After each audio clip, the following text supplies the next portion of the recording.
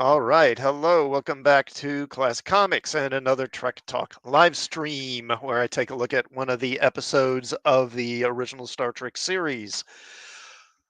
Okay. So we do have a few folks in the chat here. Where they go? Oh, there it is. Okay. Hello, Lord Thoth. Good to see you, sir.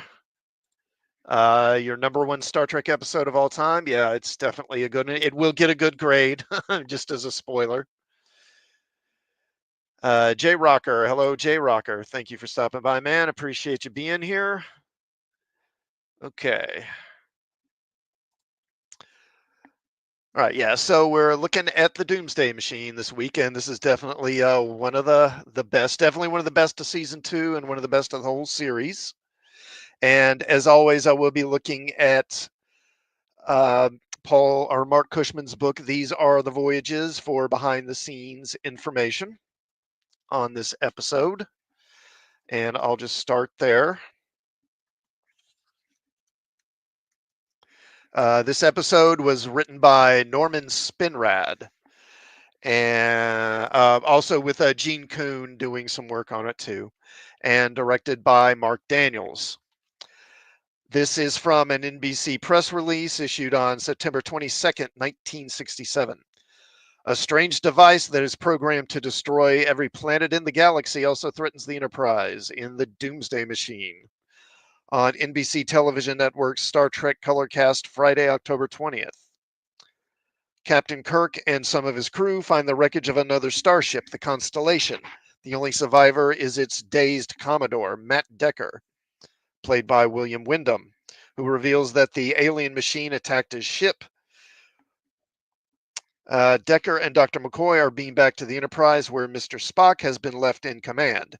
Kirk and Scott remain aboard the Constellation to attempt repairs. Decker, crazed with grief over the loss of his crew, takes command of the Enterprise and orders an attack upon the destructive machine. The Hook, Moby Dick meets Dr. Strangelove in space. As in Moby Dick, it is a study of obsession and revenge. Like Dr. Strangelove, there's a lesson to be learned when fearful people put their trust in weapons of mass destruction. The Cold War was entering its second decade. In 1964, Stanley Kubrick used that dangerous game of bluff, with both the East and West aiming H-bombs at one another in an effort to not start a war, as the basis for the film Dr. Strangelove. But Kubrick did not have NBC's censors to contend with. A controversial story of this type could not be produced for television in this era unless it was disguised. The Doomsday Machine is an epic adventure depicting a life or death battle raging across a pulverized solar system. Commodore Decker is Moby Dick's Captain Ahab. He's lost his ship and has the blood of 400 crew members on his hands. Decker's only chance to live with himself is to destroy the thing that brought him such profound anguish. At risk is the blood of 400 more, Kirk's own crew. Guilt makes Decker blind to this as he says, quote, "I've been prepared for death since I killed my crew." A commander is responsible for the lives of his crew and for their deaths. I should have died with them. After a nuclear bomb is used to neutralize the planet killer, Kirk says, ironic in a way.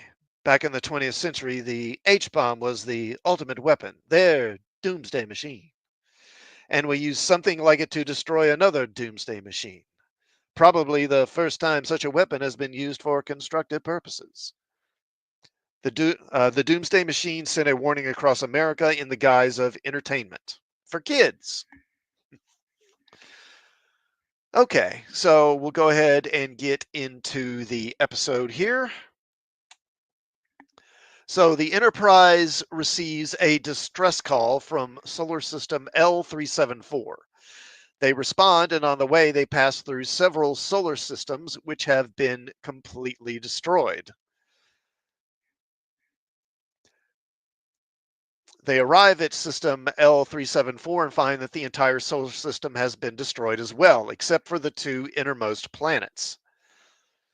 Then they find the source of the distress call, the USS Constellation, wrecked and drifting without power.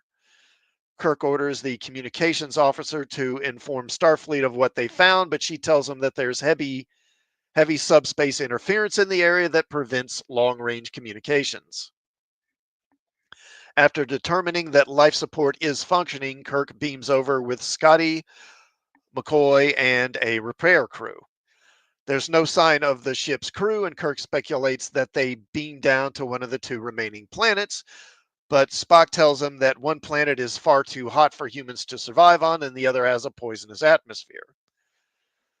Scotty tells him that the warp engines are in ruins and that the phaser banks are drained, suggesting that the ship probably didn't go down without a fight. Kirk insists that Matt Decker, the Constellation's commander, wouldn't abandon his ship without good reason, and Scotty says that the ship's computer is still working and they can try to access ship records from the auxiliary control room. When they arrive, they find Commodore Decker in a nearly catatonic state. He's unresponsive at first, but McCoy gives him some sort of stimulant that brings him out of it, and he recognizes Kirk. Kirk demands to know what happens to his ship, but Decker is in a state of shock, and he struggles to give a coherent answer. Scotty accesses the ship's logs, which tell them that the Constellation arrived in the system to investigate the destroyed planets in the area. The last entry mentioning that the fourth planet in the system is breaking up and they are moving to investigate.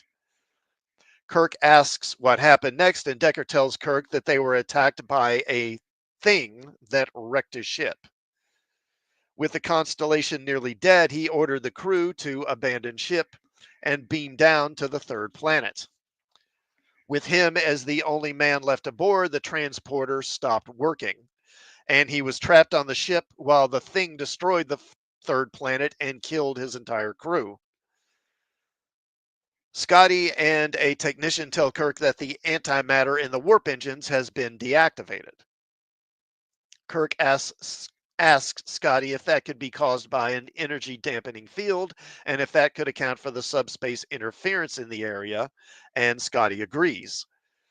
Decker says that the interference is caused by this object that is destroying star systems and insists that it's an alien weapon of some sort. He also tells Kirk that the thing destroys whole planets. He saw it destroy the third and fourth planet in the system with an anti-proton beam. Then Kirk speaks with Spock, who tells Kirk that they're still unable to contact Starfleet. Spock has reviewed the Constellation's records and speculates that the weapon that attacked the Constellation is a robot of some sort, which destroys planets and then consumes the debris for fuel. Oh, hey, RRT and Z. Thanks for stopping by, man. Yeah, definitely probably a top 5 episode for I think most fans probably. Spock also tells Kirk that they've backtracked the machine's course, which appears to originate from another galaxy.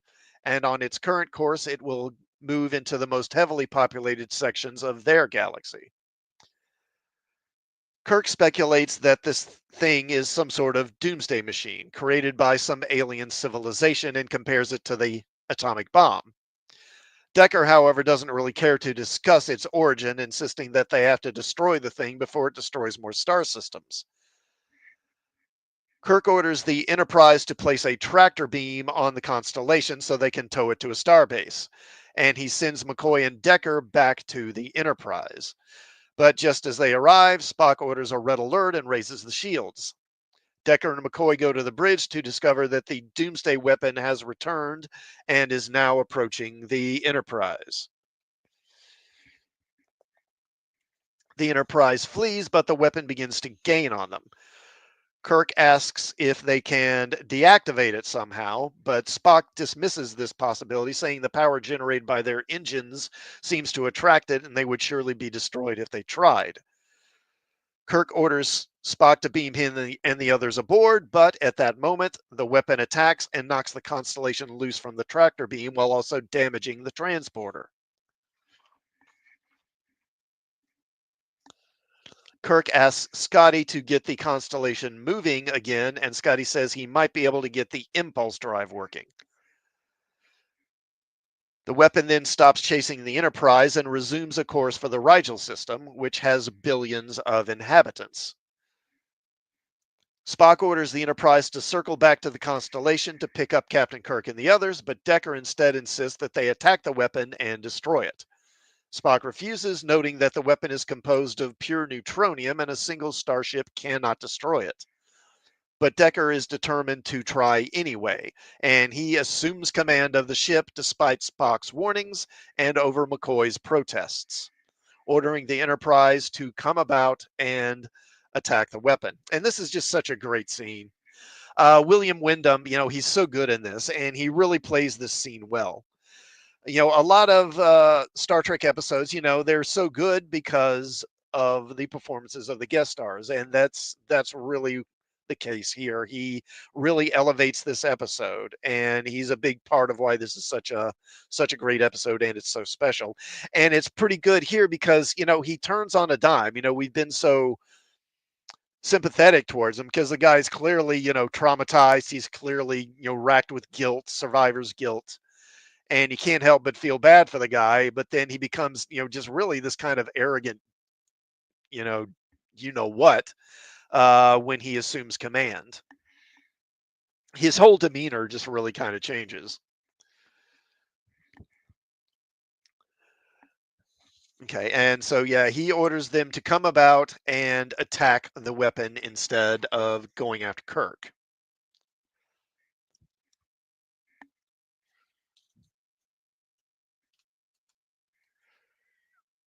Okay, okay, now I lost my place here. Hold on.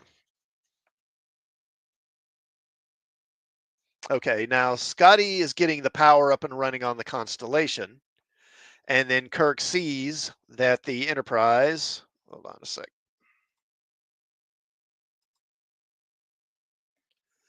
sees that the Enterprise is attacking the weapon.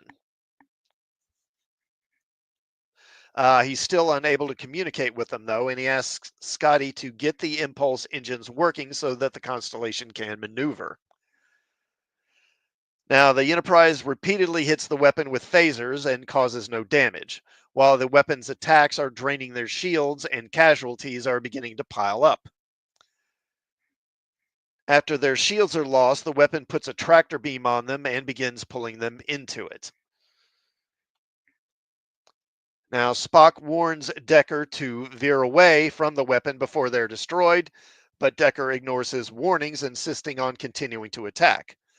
Spock states that Decker's insistence on attacking is suicidal and threatens to relieve him of command if he doesn't break off, which Decker reluctantly agrees to do, but then they discover they're unable to break free of the tractor beam, which continues to draw them in. Seeing the Enterprise about to be consumed by the weapon, Kirk implores Scotty to get the engines working, and Scotty tells him that they're ready to go. Slowly, the Constellation begins moving again. Kirk laments that they don't have any phasers, but then Scotty tells him that one of the phaser banks has been recharged, so they can attack the weapon. It releases the Enterprise after the Enterprise or releases the excuse me. It releases the Enterprise after the Enterprise attacks them and then turns on the Constellation. And then the Enterprise resumes an attack, and then it's able to break away and retreat before getting caught in the tractor beam again. Now, Spock tells Decker that the warp drive and deflectors will require over a day of repairs work, and work on the communications and the transporter is continuing. Also, they're going to drain their power in about 7 hours at their current rate of consumption. And Jay Rocker says, agreed, William Wyndham, very good in this episode. Yeah, absolutely. Now, the communications officer, Lieutenant Palmer, of course, this is an unusual episode because there's no Uhura. We have someone else, Lieutenant Palmer here at the communications station. And I'll talk about that when I get into the behind the scenes stuff. But she is able to get through to Kirk. And then Kirk contacts the Enterprise and is surprised when Decker responds. And when he finds out that Decker has taken command of the Enterprise and he's the one who ordered the attack on the machine, he's furious. and tells him to break off the attack and get the Enterprise out of there, which he refuses to do. He then orders Spock to take command of the Enterprise again and get the Enterprise out of there. With Kirk having given them that order, Spock tells Decker he's going to relieve him of command, and and Decker's like, "I don't recognize your authority to relieve me." And then he threatens to arrest Decker if he doesn't comply. And of course, then we get that great line where he says, "You're bluffing." And Spock says, "Vulcans never bluff," which isn't really true, but sure, whatever. I guess maybe most 100% Vulcans do, but half Vulcan, half humans, they will bluff and they will lie. Okay. So then he resumes command, and then he orders Decker to go to sick bay, or rather orders security to take Decker to sick bay to have a medical exam done. And then he orders Sulu to take an evasive course back to the Constellation to pick up Kirk and the others. Now, on the way to the infirmary, Decker overpowers the red shirt and then steals a shuttlecraft. Now, when they contact the shuttle, Spock insists that Decker return to the Enterprise. Decker admits that there's no way for the Enterprise to destroy the thing using phasers, so he plans to fly the shuttle into the planet killer's maw, hoping that the resulting explosion will destroy it from within. Kirk pleads with Decker to reconsider. And of course, we get this really chilling sequence where he closes in, and that musical score is playing as he closes in on it. It's really well done. Although the story of how this was filmed is kind of interesting. That's another thing I'll get into. And eventually he does fly into the machine and he is killed. Now, afterwards, they notice that the weapon suffers a slight power loss. Kirk speculates that Decker had the right idea and the weapon might be destroyed if they did the same thing with the Constellation instead. Now, Spock is uncertain that this will work, and with the transporter working again, instead suggests that Kirk and Scotty just beam back to the Enterprise.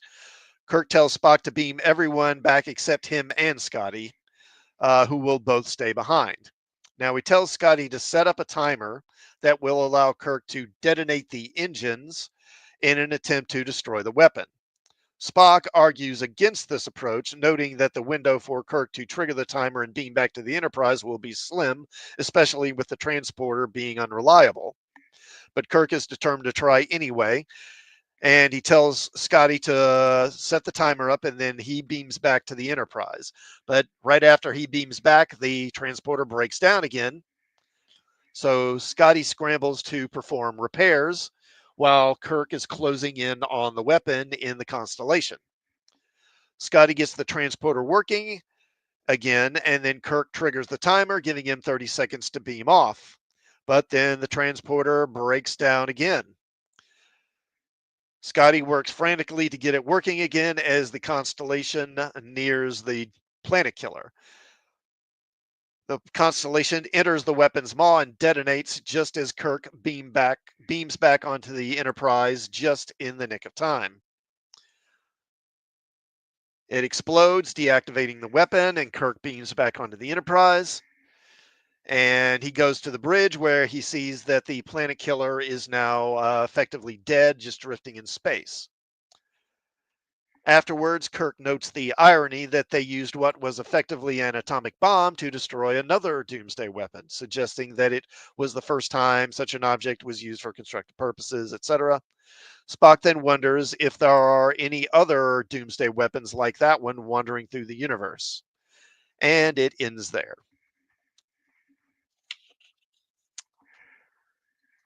Okay. Let me take a little drink of water right quick.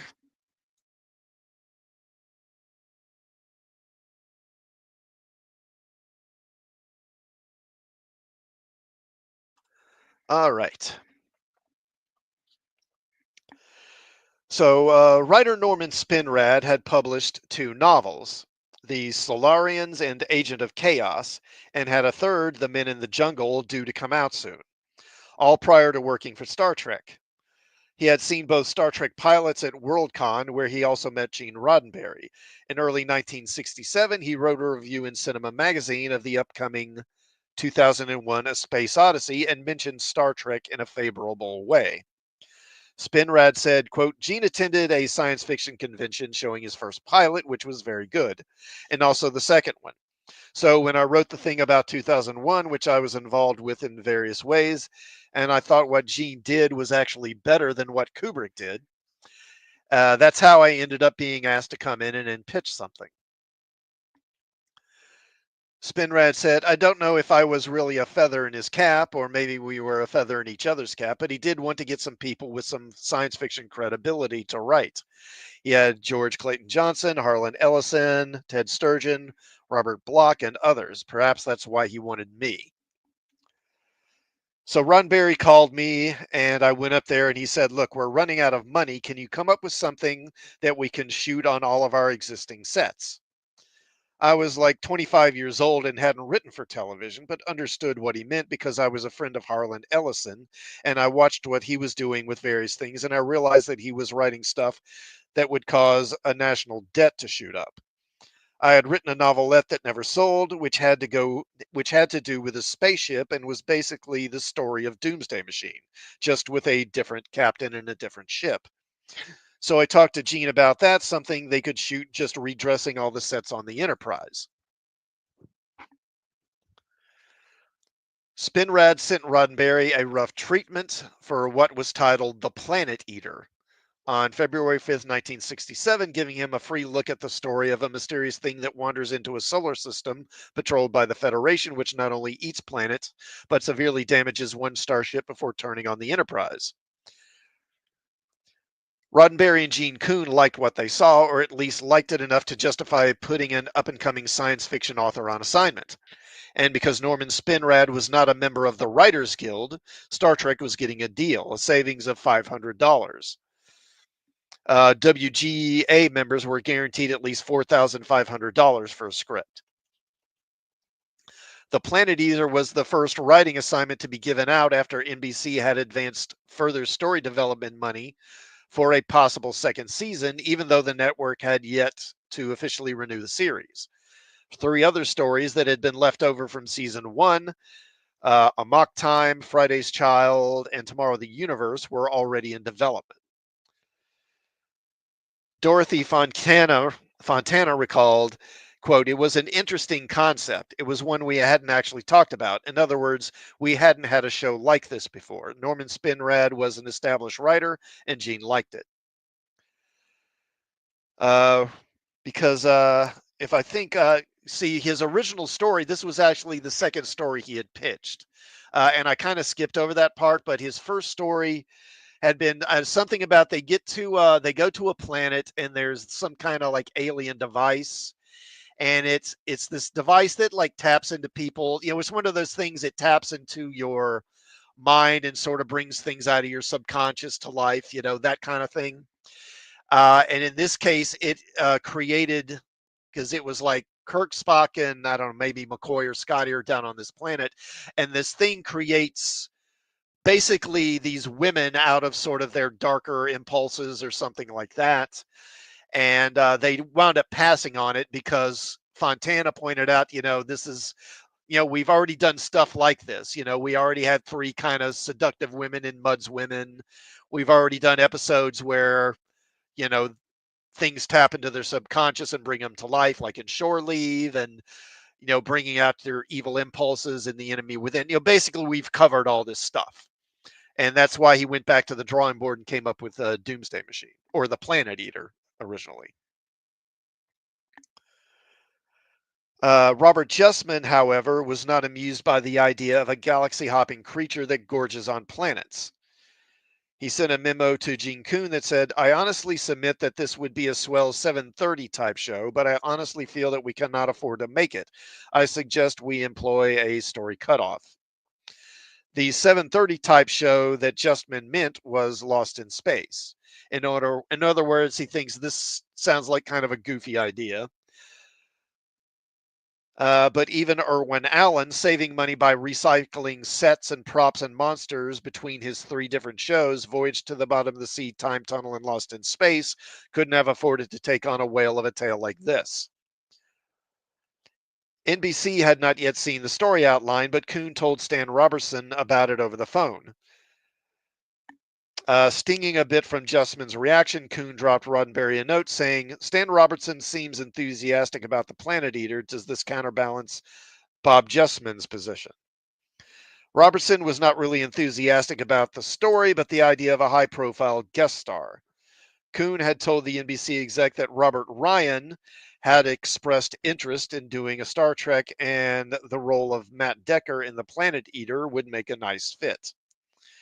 Spinrad was asked to revise his story outline and further develop the character of Decker so that the role would be suitable for a big name actor. And I honestly don't really remember Robert Ryan off the top of my head. I'm sure if I saw a picture of him, I'd recognize him. I'll take a look at that later, if I remember to. Spinrad said, if you're going to steal, then steal from the best. And the whole concept of it was really Moby Dick in a way. So Decker was supposed to be Ahab, and Gregory Peck had played Ahab in the movie. And you can see similarities between Peck and Ryan in their look and acting styles. So I wrote the role for Robert Ryan. I could see in my head that that's who it was. Spinrad finished his second story outline on March 6, which Gene Kuhn then sent to NBC. Stan Robertson was still worried, though, and with Gene Kuhn out of the office and on vacation, he wrote to Roddenberry.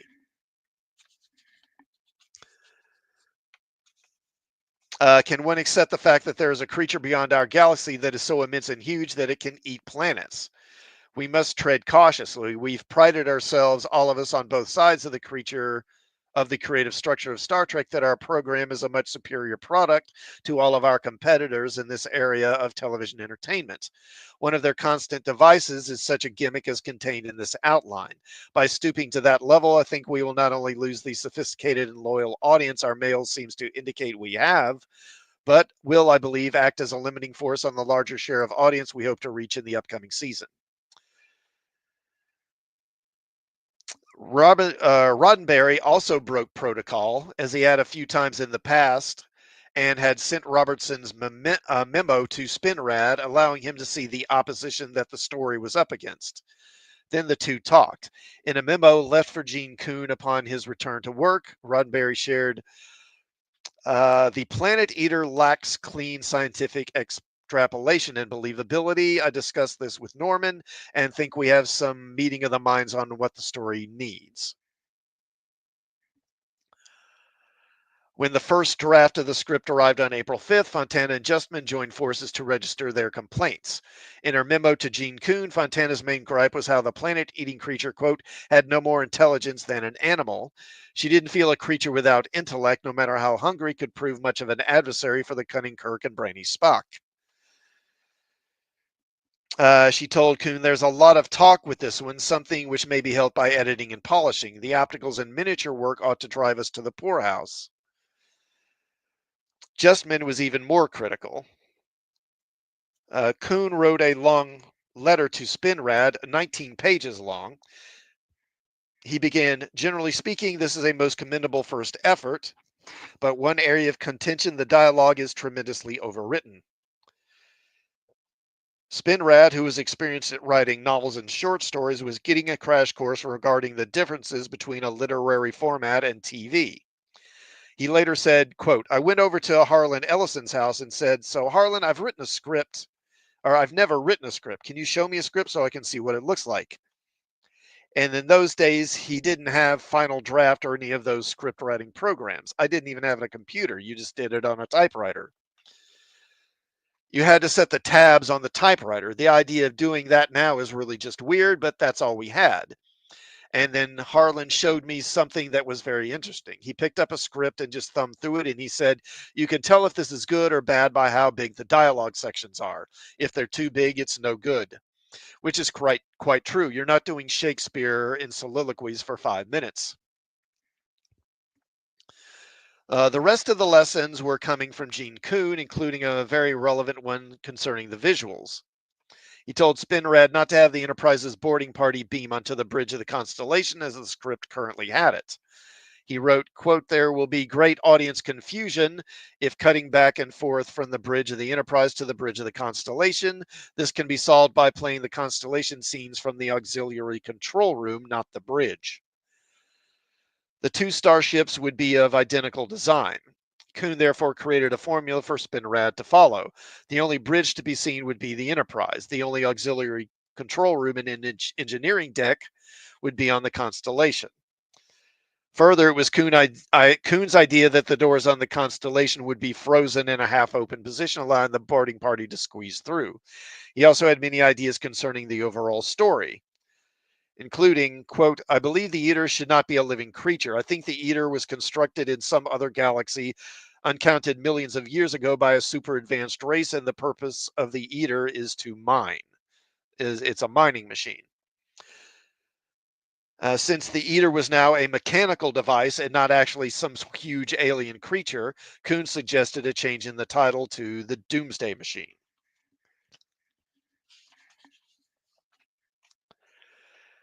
Monetary concerns notwithstanding, Justman told Kuhn he still had trouble swallowing the idea that a machine of this sort could destroy a whole galaxy and then start eating up solar systems. And he didn't care for the title change, saying, "I should like to state that I prefer the original title of The Planet Eater. It's a much zippier title for a story like this, and I feel we should save a title like The Doomsday Machine for a story about a doomsday machine." Justman's memo gave Kuhn an idea. The machine wasn't built to mine, but instead to destroy.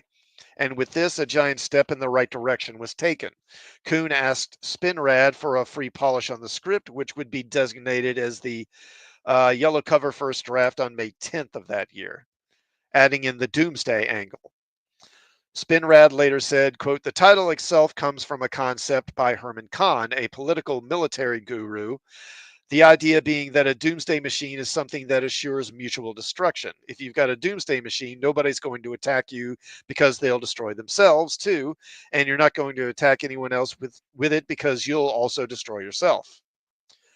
Herman Kahn was an employee of the Rand Corporation and had published a book called On Thermonuclear War in 1960. In his book, Kahn argued that it was vital to convince the Soviets that the United States had a second strike capability. This would leave no doubt in the minds of the communist leaders that even a perfectly coordinated massive attack against the US would guarantee a measure of retaliation that would devastate them as well. But Kahn didn't believe that this should be a bluff. He was an advocate in having a very real doomsday machine set in place. Stanley Kubrick later acknowledged that Khan was one of the models for the character Dr. Strangelove.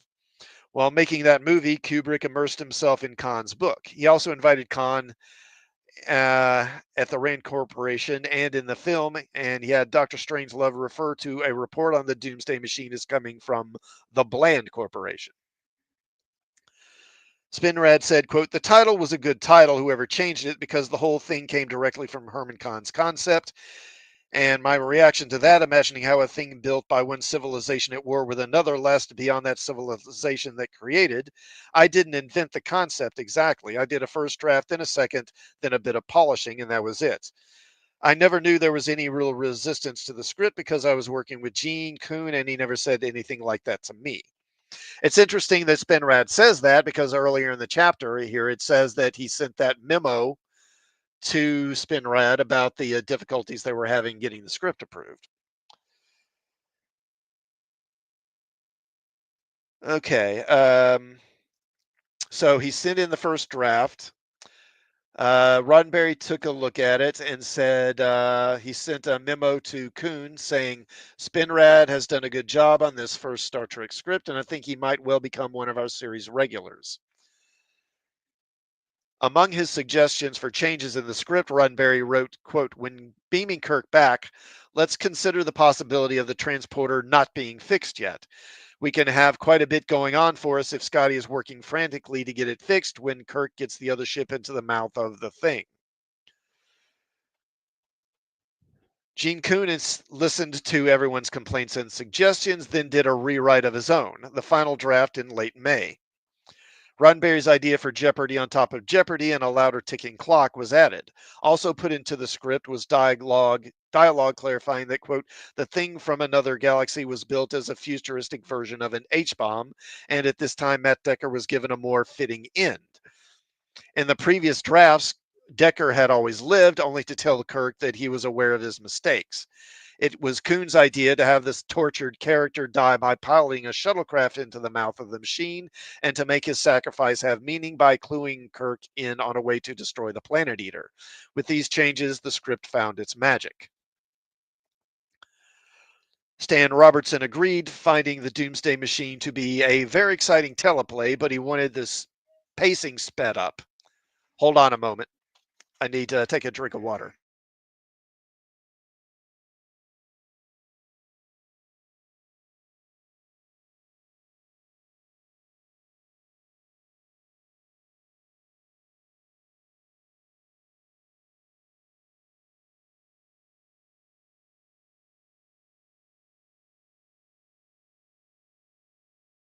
Okay. Where was I?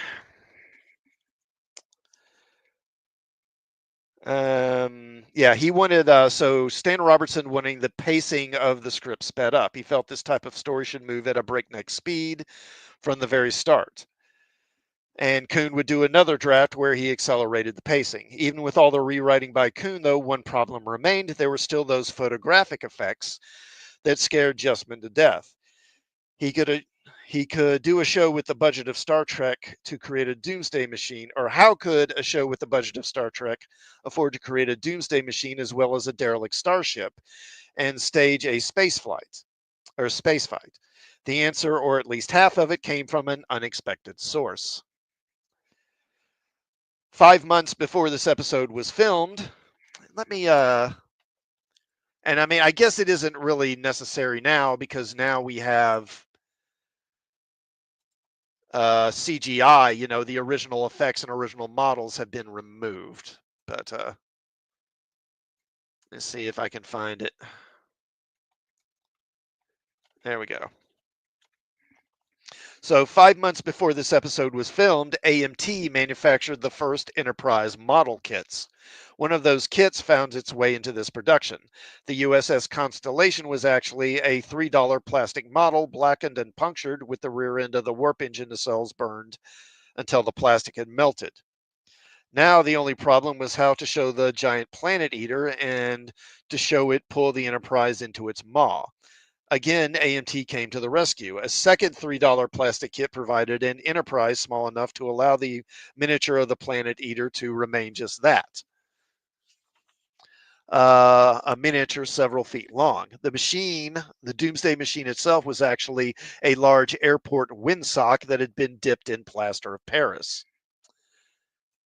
And of course, in this, so I've got the remastered version, so it's all been redone as digital effects, but that's how they did it originally. Even with those cost-cutting innovations, the photographic effects bill would still be substantially higher than the norm. Even cheap space props take time to film. To compensate for this, the Doomsday Machine had to be filmed in less time than any previous episode. And that meant that the assignment would go to Star Trek's fastest director. Mark Daniels took on his second directing assignment of the new season with the offer of a bonus. As had happened with Joseph Pevney during the filming of Arena, Daniels was promised an extra $500 if he could stay on schedule. This time, however, the schedule only allowed for 5 days of filming instead of the standard 6.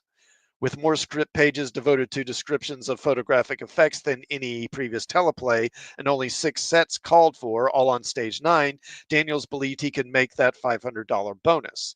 But the necessary pushing of the cast and crew resulted in resentment and moodiness on the set, which I'll get to here shortly. The big star Gene Kuhn had hoped for, Robert Ryan, was unavailable during the days slated for production. Joe Agosta scrambled to find a worthy replacement. Daniels recommended an actor that he had enjoyed working with in the past. Based on the outcome, Star Trek may have actually traded up. Here we go. William Wyndham, at 43, was a star on TV. He had started on stage and was actually William Shatner's understudy on Broadway in The World of Susie Wong.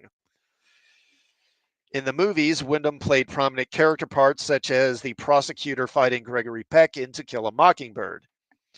On TV, he had already made 150 of what would eventually be more than 400 appearances, including a 3-year stint alongside Inger Stevens on The Farmer's Daughter, which I never heard of before.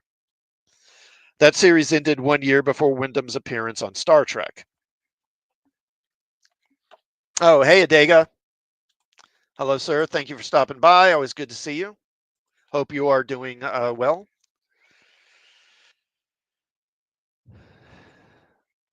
Okay. So Wyndham later said, quote, "I don't know why I got it. Probably because the director had seen me before and liked it and decided he wanted to use me. I used to be known as Willie the Weeper because I could cry on command. Whenever they had a guy breaking down, they would hire me to do it. But I hadn't seen the show when I came in to do that one. I do remember when I got the script that it seemed like imaginative stuff. I didn't put it all that together with being Moby Dick or whatever they were trying to do. I didn't see that much depth in it. All I could see was the science fiction part and the Willie the Weeper part." Oh, and Adega says, my second favorite episode. Yeah. Yeah, we were talking about that at the beginning. Uh, that this is probably a favorite of a lot of folks. Mark Daniels said, William Wyndham is a terrific actor. When you get an actor like that, you don't get a phony performance out of him. Maybe you need to steer him in some direction if he's going wrong, but the chances are that he does it himself. Norman Spinrad said, quote, "The character of Decker changed with William Wyndham because he was a different kind of actor playing it in a different way. That was a little disappointing in a way. Not that he did a bad job, but it was conceived a little bit differently. If they're telling you they have an actor in mind, you're sort of taking that into account and molding your character based on what you think the actor will do. And in the case of Doomsday Machine, Robert Ryan wanted to do one. You'd be surprised how many people of note in feature films really wanted to do an episode of Star Trek. Robert Ryan and even Milton Berle, who was a good actor, who could be a serious actor as well. There were a lot of people like that who really wanted to do one. And so they would try to get a script to somebody like that. So that was in my head when I wrote it. That thing got modified because it ended up being, for whatever reason, William Wyndham instead of Ryan. Also in the cast was Elizabeth Rogers as Lieutenant Palmer. Let's see if I can find her here.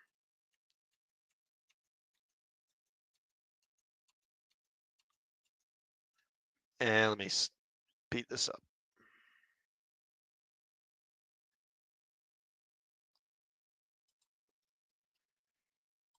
There she is. Okay. So Elizabeth Rogers as Lieutenant Palmer, sitting in for Uhura. Nichelle Nichols' character was included in every draft of the script except for the last minute rewrite the day before filming commenced because she became unavailable. Rogers said, quote, "I got the part when Uhura had a singing engagement and I was used as an instant threat replacement." Rogers had done the voice of the companion in Metamorphosis. So if you want to know what the companion really looks like, that's her. The instant threat worked. Nichols would keep herself available to Star Trek, and Rogers was not called on again until The Way to Eden in season 3. The 3 crewmen who beamed to the Constellation with Kirk, Spock, and Scotty were named after the series' 3 assistant directors, Rusty Meek, Elliot Schick, and Charles Washburn. And I mean, there's kind of a look at them. I don't think I have a lot of images with them. I mean, there they are again, but you can't see them well in the dark. Okay, so filming began on Tuesday, June 20th, 1967. Production began on stage 9 with the bridge set. It was the first of 2.5 days spent there. Now, seen for the first time in this episode would be Kirk's green wraparound tunic. There you go. The reason for the new uniform top traces back to a memo that Roddenberry had sent to Gene Coon stating, quote, perhaps we should reevaluate our decision not to give Kirk an individual change of uniform. In view of our attempt to keep him strong in the lead of our show, we should dress him up a bit more and make him stand out. It was one more way Roddenberry was trying to put attention on Shatner and less attention on Nimoy, who had recently caused trouble for the producer. Another first is seen when Kirk, while in conversation with Spock, walks past the main viewing screen on the bridge. Now, again, I think I forgot, neglected to get a good image of this, but the two of them, after Kirk comes onto the Enterprise after he beams off the Constellation at the end, he and Kirk start talking about the Doomsday machine, and the camera kind of follows them while they walk, and they actually walk in front of the view screen. So you see the view screen in the front of the bridge, which, generally whenever we see it, we're just seeing that one image of the screen and there's nobody around. So this was kind of an unusual shot for them to show the actual view screen with, the image of the Doomsday machine in it. The move was much more complex for this than one might think. With Shatner passing between camera and the view screen, the usual matte shots could not be used. And without the benefit of CGI, the only solution for accomplishing this was to utilize rear screen projection, requiring a fair amount of time and care for a director trying to shoot an episode in only 5 days. So yeah, they had a projector set up with an image, the special effects shot on it, and beamed it onto the screen. So it's being projected from behind. All right, day 2 of filming. Again, this was a full day on the bridge. Now without Kirk, as Spock and Matt Decker fight for control of the Enterprise. Another fight, though, was going on behind the scenes. William Shatner was not needed this day for filming, and Spock was being featured as much in the script as Kirk. With all the media attention on Spock, along with the new contract, pay raise, and Emmy nod for Nimoy, Shatner decided it was time to start taking a stand. Norman Spinrad recalls, quote, Shatner was nuts at this time. You often have the case where the character takes over the actor, but in Shatner's case, the actor was taking over the character because he was so into being the star, and there was no way that he was going to let Nimoy steal scenes. Leonard wasn't trying to do this, but Shatner apparently had this thing where his contract called for him to have more lines of dialogue than anyone else. And he actually sat there with a blue pencil taking Spock's lines out of the script. And this is something I'm sure most Star Trek fans have heard. We've all heard about him doing this. There was one scene that I wrote where they were talking on the communicator, and it was like Kirk, then Spock to Kirk, then Spock. And Shatner actually took out Spock's reaction line because it gave Spock one too many lines. I really wasn't supposed to do it, but I couldn't stand it anymore. So I pulled Mark over and said, look, this isn't working. You need another line in there. And he told me he couldn't have it in there because Shatner was counting the lines, so Spock couldn't talk. Shatner was really going there. Yeah, he was separated from a lot of the action, but it's a good thing he wasn't up against Robert Ryan. I'd seen Shatner a lot of things before there was a Star Trek, and he was a good, serious actor, but this thing really screwed up with his head. Later on, he recovered from that, and I admire Bill Shatner these days. And you can laugh about this stuff now years later, but at the time, he was dead serious about it. Bijou Trimble, often a visitor to the set, recalled, quote, I do know there was tension because Shatner was stealing lines. He was saying, Kirk should say this. So the lower echelon of actors resented it. He apparently didn't try this with DeForest Kelley. It seemed like they were on more affable terms than he and Nimoy. But Shatner was going through his divorce at this time, and it was really bad. William Wyndham was also on set this day. He said, quote, the Doomsday Machine was my show, no doubt about it. Convincing Shatner and Nimoy of that was not easy. They were being very protective of their roles, and I remember they were feuding. I didn't have anyone to laugh with about it because everyone took it all so seriously, but I thought it was funny. I've seen it on other shows, of course. It happens a lot, counting lines in scripts and whose chair is bigger and where's my parking place and all that sort of thing. I felt like telling them to get over it, but Shatner, in his defense, had a buzzing in his head. This was tinnitus caused from an explosion during the filming of Arena. At the time, he had a noise buzzing in his head that was nearly driving him nuts. Medically, they couldn't fix it. It just went on and on, and it became a handicap for him. And that can account for some of it. A buzzing in the head, a bad divorce, a co-star with an Emmy nomination, and a hit record, and story structure which kept Kirk out of many dramatic moments added up to a big conflict for Shatner. And he wasn't the only source of tension on the set. Mark Daniels was pushing the cast and crew to do something they had never done before, shoot 50 minutes of network entertainment in 5 days. Jerry Finnerman said, quote, Mark Daniels was a little grumpy and he pushed me a lot. He pushed me more than any other director that I've worked with, and we clashed. But I think the director of photography should take just as long to light a scene as a director takes to rehearse it. I had a contract, and there's not much they're going to do to me, but it was unpleasant. Let's see.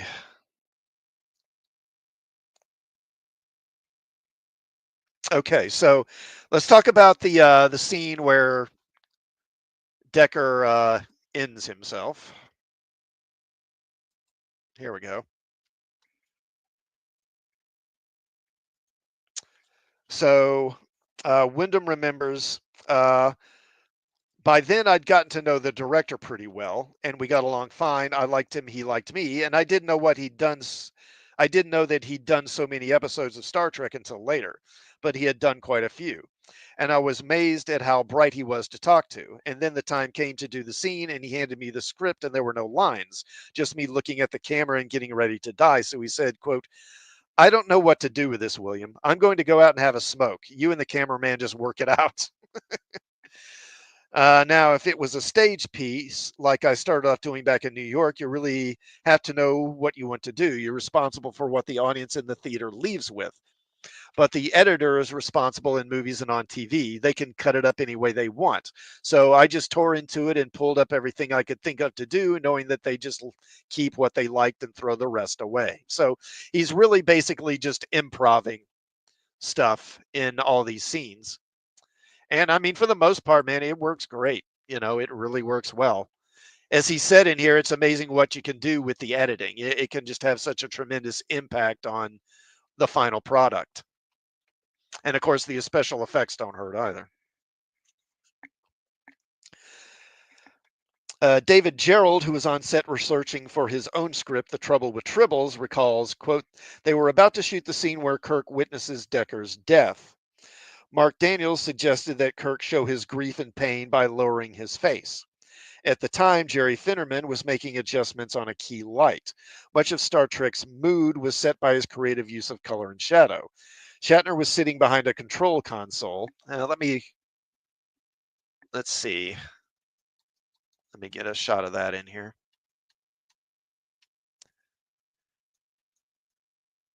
I guess that's close enough there. Shatner was sitting behind a control console while Daniels and Finnerman discussed the best way to throw a light on him. I'm sorry, just throw shadow across him. Abruptly, Shatner suggested that the light only be across his eyes, so that when he lowered his head, his face would go into the shadow, thus heightening the effect of his grief. Daniels and Finnerman exchanged a glance, so they tried it and it worked. A little thing, yes, perhaps, but it proved to me that Shatner was a professional's professional. His first concern was the story and the show. Well, up to a point, maybe. Okay, one brief scene Daniels did not direct was Scotty being tossed around engineering in the Constellation as it lurches from one speed to another. This scene was actually a scene that was recycled from Tomorrow Is Yesterday. Daniels had not provided sufficient footage for this portion of the episode, and with only 5 days to shoot, this was their solution. Some improvising was done on set by Doohan with a bit of G-rated cursing. Where's that shot? So when he's about to beam off and the transporter isn't working, not Spock, but Scotty scrambles to fix the thing. And at one point after he fixes it and then it breaks down again, he says, he utters a curse.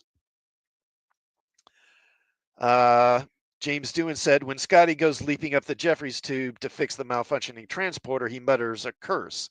People ask me what I was saying, and I hate to disappoint them, but it was just something along the lines of Bragus Bluff. I made up a Scottish curse. I knew Scotty had to express his impatience somehow, and that seemed the best way to do it. So he basically just made up a word. It always sounded to me like he's saying Bargus Fracht or something like that, but as he says, Bragus Bluff. So anyway, Daniels did get the thing done on schedule. The producers were thrilled with Daniels' feat. Jerry Finnerman, the head of the camera crew, was not. He said, quote, I remember we really got humping. And Mark says, I promised them we have to do this show in 5 days. So we did the show in 5 days, and, they gave him a $500 bonus. Nobody thanked me. I never saw any of that money. Walter Caney concurred, saying Mark was the opposite of Joe Pevney, who was a delight to work with. Mark never smiled. I figured he was just unhappy or he hated me. Now, that may not be who he was, but that was the character I created in my mind. Most, however, found Daniels to be pleasant and calm. Perhaps it was the strain of a 5-day rush job. Perhaps opposing personalities. TV and movies work best when filmed with conflict, and it has always involved a great deal of conflict in making TV and movies. On his way out the door, William Wyndham said, quote, everyone there took what they were doing so seriously.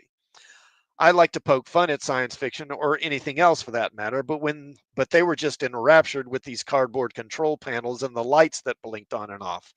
It was like kids being taken to the zoo. On one hand, it was all ludicrous. On the other hand, it wasn't any worse than a lot of television we had in those days. I was glad for the job. I like working, and I worked a lot, but it was all a lot of crap, too. Okay.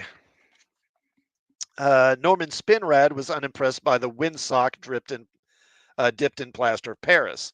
He complained, quote, the whole idea when we started this was a half machine, half being. So when I finished the first draft of the script, Gene Roddenberry asked me to draw the thing. And I did, and what I drew was a sort of half alive, half machine. When I saw the rough cut of what they shot, I said, Gene, that looks like a windsock that's been dipped in cement. And he said, well, actually, it is a windsock dipped in cement. Okay. Now, even with the numerous photographic effects, the Doomsday Machine came in $8,664 under budget. The first episode of the second season to not exceed the money allocated by the studio. In 2013 dollars, the cost of this episode equates to just over 1.2 million, which was a bargain, especially considering that in 2013, a 1-hour sci-fi drama is budgeted at more than double that amount. The second season deficit dropped to $112,453. The Doomsday Machine was, as usual, second in the ratings. It narrowly beat out Hondo in the first half hour, but was still distantly behind Gomer Pyle, which was just dominating Friday nights at this time. And same thing with the second half hour, where it got 26.1% of the audience. It had 25.1 in the second half or first half hour. The Doomsday Machine was one of the 5 episodes from 1967 to be nominated for a Hugo Award. Let me.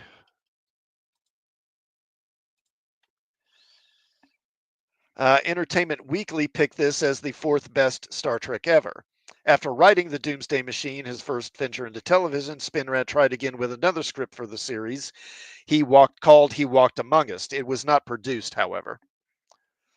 Director Mark Daniels tried his hand at writing for Star Trek II with a story outline turned in during the 3rd season called The Beast.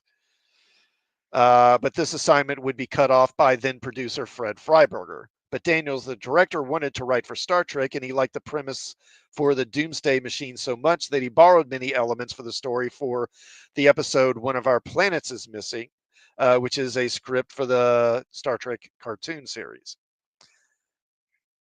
David Gerrold declared, The Doomsday Machine, a modern dress retelling of Ahab and the Whale, was one of Star Trek's best episodes, in my humble opinion. Nearly 4 decades after the fact, Norman Spinrad said, quote, I had a different vision in mind of what the Doomsday Machine would look like, and so did Gene. It was just a matter of running out of budget. As far as the story went, I wasn't displeased with the way the thing came out. Overall, I wasn't unhappy with it at all. It would have been a lot easier for Roddenberry if all the writers had kind of taken that attitude and been like, it just kind of got along to get along, not been such freaking prima donnas. When asked what his favorite Star Trek was, James Doohan answered The Doomsday Machine. He said, quote, for one thing, it had William Wyndham in it. Very good actor, and it was a very strong role, a very self-tortured character, very driven, and a strong statement about nuclear weapons, and the effects were extremely good. This was an epic story for television at that time. It wasn't a standout role for Scotty, but it was okay, and I was pleased. I saw it not long ago, and I still find it to be very exciting. And it's interesting he says that because the next episode I'm going to cover is Wolf in the Fold, which is a standout episode for Scotty. William Wyndham said, quote, I watched it when it aired. I looked at it and then quickly looked away. My kids liked it more, though. I felt they did what they could do with it, with what they had to work with. But I don't watch Star Trek very often. No, it has an appeal to a great deal of people, and I'm trying to respect that, and that's what I'm trying to buy into. So I do, but I don't have to participate in that myself. I hope you don't make me look too sarcastic or smartass, but well, I am sarcastic and smartass, so do what you want. So not a Star Trek fan really, and not a science fiction fan really, but back in those days, that was a very common attitude. That was kind of the general attitude. Most people were not sci-fi fans. It really wasn't until probably the 80s that really started changing. Okay, so that's going to wrap up the Doomsday Machine. And yes, as I said, next episode, which should be next week, next Tuesday, will be Wolf in the Fold. Again, a strong Scotty episode. And I really like it because of that. I usually like it when Scotty has a bit of the spotlight. Oh, I never graded this one. Yeah, so a grade for this, definitely an A plus. No doubt about it. One of Star Trek's best episodes, easily. As many of you guys have already said. All right, so I'll go ahead and wrap it up there. Thank you to everyone who tuned in during the live stream and those who will catch it on the rewatch. If you haven't yet, please do like the stream before you leave and sub to the channel if you haven't. And also maybe check out some of my other videos while you're here. And I will catch you all next time. I hope you have a good evening. And and I'll probably live stream Sunday night too, if you're interested in catching that. Hey, Adega. Again, thanks for stopping by, man. Appreciate it. Everyone, have a good night.